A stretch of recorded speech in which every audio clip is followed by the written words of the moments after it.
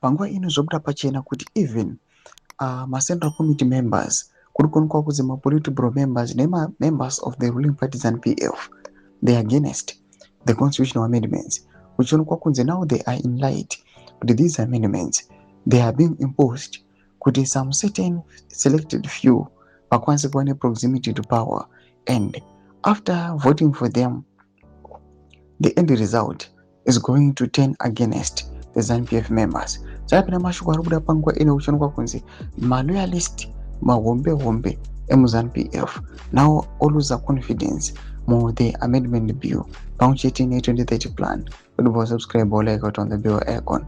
Majara Jaros anobuda chiposta this post yamuri kuona yanyuka ichinzi a considerable huge number of ZANU-PF members of the Politburo, Central Committee, Provincial and District are resisting the attempt by Mnangagwa to extend his rule and turn our country into a Mafidi dynasty. This photographer, Kade Shangri-La, is now pleading with the members. Another post yakaitwa na comrade Shangi yamuri kuona yakanzi in ZANU-PF we embrace a diversity of views. However, once a position is adopted as the party policy, we all stand united behind it. In other words, the majority carries the day.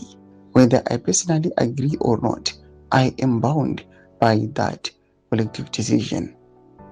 Though my developments are kuda panguva ino patasvika muZimbabwe, uchinokwa kunzi ma-ZANU-PF members akuto lose confidence mune the bill yemutungamiri wenyika nema-amendments ake. Panguva ino havachasapoti fully, but panguva ino vakuti guys kationesanei kuti isangova decision yangu yega kana kuti ndinenge ndiri kuzviona maonero awa, but ngatisapotanei tese, let's come up aiwa nemuono mumwe chete. Zvinozoda pachena kuti these guys aiwa havachatombosiri in support of this amendment. Pena comment section medu zofura aim to leave pamusoro pechitiko ichi. So subscribe or like, chat on the bell icon.